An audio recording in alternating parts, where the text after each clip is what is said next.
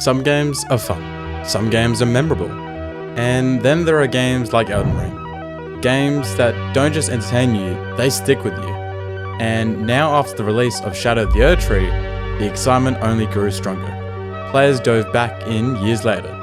Players are still discovering new secrets, fighting the same bosses with fresh new builds, and stepping back into Elden Ring like it's their first time. But why? Why does Elden Ring have a lasting grip on the gaming world while other major releases just come and go?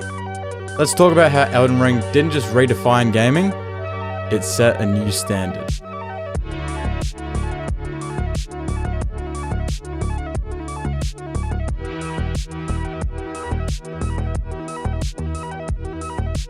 Since Elden Ring's release, its impact has been massive. Games like Lies of P, Lords of the Fallen, and even Zelda Tears of the Kingdom borrowed from its success, whether it's an open world, deep combat mechanics, or rewards players for curiosity. But while these games bring great ideas to the table, they don't quite capture the same magic that Elden Ring had. Elden Ring didn't just give players an open world, it gave them a world worth exploring. While many single-player games fade months after launch, Elden Ring still thrives and has around 255,000 players still playing on all platforms right now. Speedrunners are pushing the limits with new records, modders are bringing in fresh new content, and the PvP community is still alive and thriving, with duels and invasions and tournaments keeping the game up to date. What happened? What? Elden Ring doesn't just let you play through it once and be done with it. It wants you to come back, try something new, and challenge yourself in different ways. It has a variety of builds for you to choose from. This includes strength, dexterity, magic, faith, and more. Every new playthrough feels like a fresh new experience. There's also New Game Plus, randomizer mods, and challenges that many creators do, making the game feel infinitely replayable. The release of Shadow of the Erdtree brought a wave of players back into Elden Ring. Many content creators like Asmongold, Ludwig, and Kaisna all jumped back in, rediscovering the game and showcasing everything that DLC had to offer. Streamers and YouTubers filled the channels with fresh new playthroughs, challenges, and speedruns. A lot of modern open world games think bigger is better. Massive maps filled with icons, waypoints, and endless distractions. The Elden Ring, it proves that the best open world games are the ones that let the world speak for itself.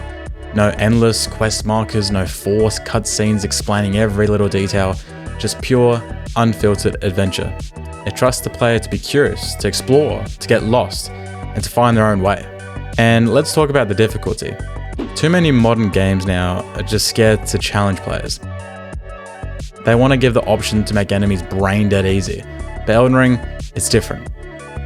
Every boss, every encounter is a puzzle waiting to be solved. And that's why it feels so rewarding when you finally take down that enemy that you've been stuck on for endless hours. Hit her one time!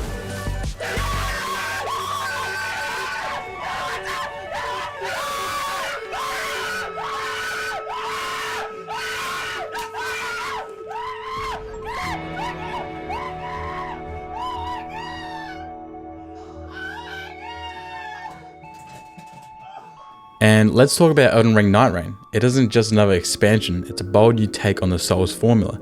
And if you're wondering why it feels familiar, it's because at its core it plays a lot like Fortnite. Night Rain drops players into a constantly shifting battleground, also known as a storm. And you're part of a group called the Nightfarers. Ugh, that is not a good name. Teaming up with 2 other players to take on waves of enemies, complete objectives, and power up before fighting bosses. Every match, well, day in this case, unfolds differently thanks to the randomized maps, the loot progression, and environmental hazards, making it feel like a roguelike infused battle royale kind of game. Unlike traditional Elden Ring, where slow exploration is key, Night Rain moves fast-paced, you have limited time to gather resources, defeat bosses, and strengthen your build before the game's ultimate boss at the end. I'll be honest, when Black Ops 6 dropped, I was hooked. I played it non-stop, grinding for the Dark Matter camo. And then the moment I got it, I never touched the game again. That's the problem with so many modern games now. They're built around reaching a goal. They don't give players a reason to come back. Elden Ring gives you that reason to come back, as like I said before, every playthrough offers something new, and there is so much missable content that you may miss on your first playthrough. From Software has been changing the industry for years.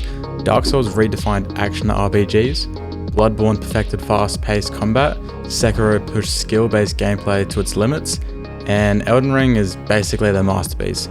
Every major studio is now looking at Elden Ring's success. Combat has always been a core pillar of From Software's games, and with Elden Ring, the studio perfected a system that blends every mechanic from their past titles into one fluid experience.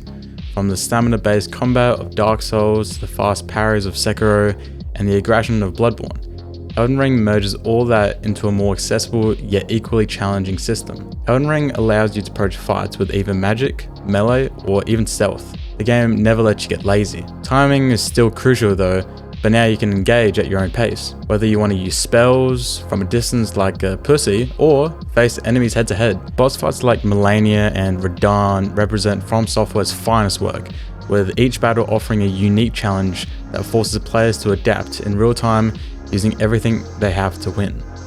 Elden Ring's bosses aren't just enemies, they're experiences. Every encounter tells a story, and pushes your skills to the limits. Take Melania Blade of Mikula for example. She's one of the hardest bosses, if not the hardest boss in all Soul-like games. But not because she has an absurd amount of health, or has unfair mechanics. She's tough because she punishes mistakes. She forces you to react, to anticipate, and to find openings in an otherwise relentless fight. Beating her isn't just about leveling up, it means that you've truly mastered the game's combat system. That's what makes Elden Ring's bosses so special. They aren't just designed to be frustrating, they're designed to be beaten.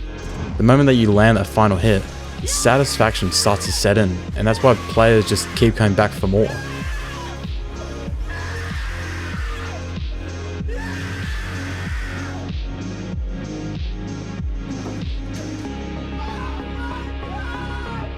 In conclusion, Elden Ring changed how we think about open world design, made challenges feel rewarding, and proved that adventure comes from exploration, not just hand-holding like other games do.